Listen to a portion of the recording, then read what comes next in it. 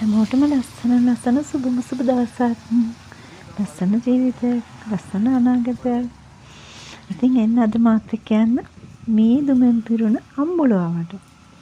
අම්බුලාවේ හැමදාම මීදුම නැහැ. හැබැයි ගොඩක් දවස්වලට මෙහෙම තියෙනවා. මේ තමයි ඉස්සෙල්ලා වල දෙක අම්බුලාවේ ඇතුල් වෙන තැන. ඉතින් එතන මීදුමෙන් පිරීලා තිබ්බයි දාන්න. දැන් අපි මේ අම්බුලාවේ උඩට යන්න තේවිල් තියෙනවා. ඒගොල්ලන්ගේ තේවිල් එකේ ගිහිල්ලා එක්කරන් ඉන්න රුපියල් 2000ක් ගන්නවා. ඉතින් අපි ඒ තේවිල් එක තමයි මේ යන්නේ දෙපැත්ත බලන්නකෝ. ඉතින් මට හරියට මට පුළුවන් විදිහට කැමරා කරා මීදුම දෙපැත්තෙම. ඒ වගේ මීදුමක් මම ඇත්තටම නුවරඑළිය පැත්තේ දැකලා තියෙනවා. මේක නුවරනේ. ඒ වගේ මීදුමක් කගොඩේ කාලෙකින් ඉතින් හරිම ආසයි. මොනවටද දන්නේ මම හරි ආසයි මීදුමට. හේතුව නම් දන්නේ සමහර විට හිතන්නේ කිසිම දෙයක් පේන අඩුයිනේ. ඒ නිසා දන්නේ නැහැ. ගොඩක් දේවල් අපිට හැට දැක්කම තමයි ගොඩක් හැඟීම් පහළ වෙන්නේ.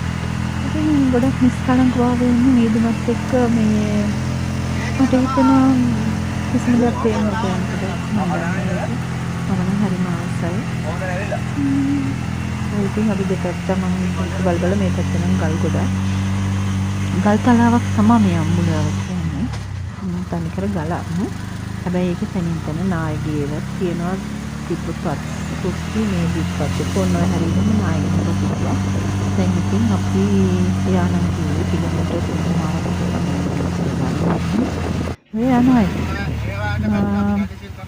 බලන්න එහා පැත්තේ මේ ගස් එහෙම තියෙනවා. හරිම ලස්සනයි. ඒ අතරිමුත් මීදුම තියෙනවා. එදා පොඩ්ඩක් වැහිබර දවසක්.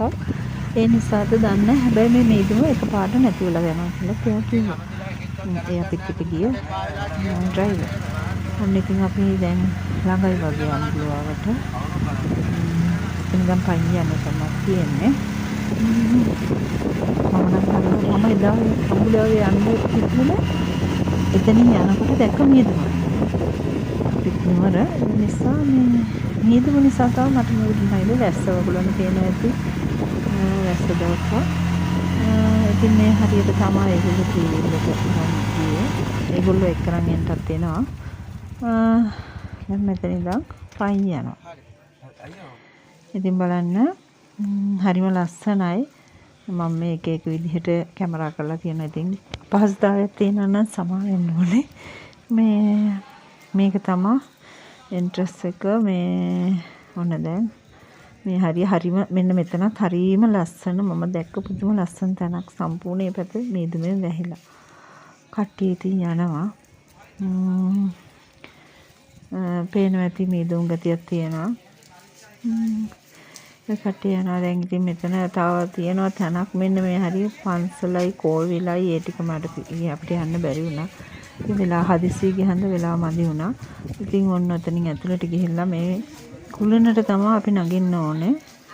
මෙතනින් එහා පැත්තේ ලස්සන දර්ශන වගේක් තියෙනවා. මේ මීදුමෙන් වැහිලා මම දන්නේ නැහැ. ඉතින් ගොඩක් අය ආසද නැද්ද දන්නේ නැහැ. මම නම් පුදුමාකාර ආස දෙයක්. ඉතින් ඔන්න බලන්න මෙතනත් එහා පැත්ත. දැන් අපි මේ මෙතනත් පොඩ්ඩක් අර ගස් එහෙම ඒක අමුතුම දර්ශනයක්. මන්නම් තැනක ගියාම මේ පරිසරය තමයි ගොඩක්ම කැමති. ඒ කියන්නේ ඒක විඳින්න තමයි මම යන්නේ. යන තැන වැදගත්කමට වැඩි. ඔය වට පරිසරය තමයි අපි යනකොට විඳින්න යන්නේ. මොකද මම නම් අපි යන තැන ඉලක්ක කරගෙන හිටියොත් පොඩි දෙයයි අපිට විඳින්න වෙන්නේ. මම හිතන දෙයක් ඒක. අපි හිතමු දැන් රුවන්වැලි සෑය වඳින්න ගියොත් එතන ඒ ටික විතරයි නෙවෙන්නේ. වටපිටාවේ අනුරාධපුරේ යනකම්ම අපිට දේවල් බලවුවොත් එතන අපි ගොඩක් විඳිනවා. අන්න ඒ වගේ දෙයක් තමයි. ඉතින් මේ හරිම ලස්සනයි. තව අපි නැංගෙත් නැහැ. නගින්නත් බෑ කියලා හිතනවා. මොකද එදා ලෙස්සන දවසා. බලමු ටිකක් මේ කුළුනේ භාගයක් හරි නගින්න. වැස්සහන්දා මේක ඇතුලේ ටයිල් එකක් තියෙන්නේ.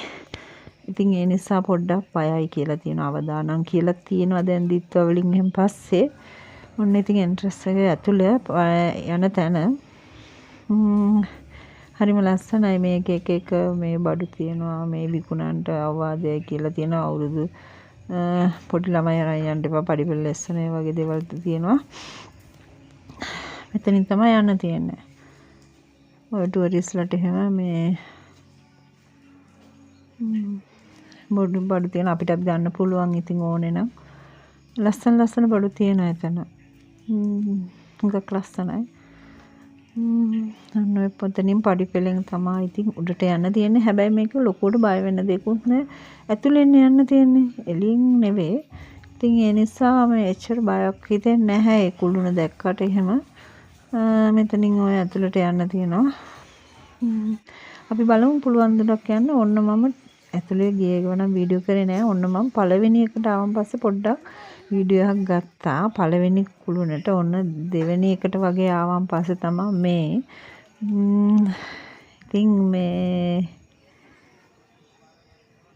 උඩ ඉඳන් තමයි මේ වීඩියෝ කරේ මෙන්න මේ හරියන ඉතින් ලස්සන ඒ ලිස්සුවට හරිම පුදුමාකාර ලස්සනක් ඒක මට නම් හිතා ගන්න බෑ මුළු ලෝකෙම පේන්නේ නැතු ගියා වගේ ඉතින් හරිම ලස්සනයි සමහර අය මගක් ගිහලා බහිනවා බයයි කියනවා ඉතින් එක එකනාගේ හිතේ ස්වභාවනේ සමහර අයට උඩේ තැන් වලින් පල්ලෙහා බලන්න බෑ ඉතින් ඔන්න මට නගින්න පුළුවන් උඩම හරිය වගේ තමයි මේ නගින්න පුළුවන් වුණ එතනින් එහාට හිර වෙනවා අනිත් එක එදා පඩිපෙළ ගොඩක් ලෙස්සනවා අර ටයිල් කරපු නිසා මට බය බලන්නකොයි කියලා අස්සන මේ දුම් වලින් වැහිලා අම්මෝ පුදුම ලස්සනක් එක විඳින්න ඕනේ මොකද ඇඟට දැනෙන සීතල මට ඔයාලට මෙහෙම කියන්න බෑනේ ඇඟට දැනෙන සීතල මේකේ හුලන් සද්දේ ඉතින් මේ කුළුණේ අපි මං හිතන්නේ මේ 3 වෙනි 4 වෙනි වගේ අර චූටි තැනට එනකන් නැංගා ඒක තමයි හිතන්නේ ඉතින් ඔන්න මෙතෙන්දි මම පොඩි අත්දැකීමකුත් ලැබුවා වෙනස් අත්දැකීමක් ඒකත් ඉතින් ඔයාලට දුන්නා ඉතින් මේ බලන්නකො මේ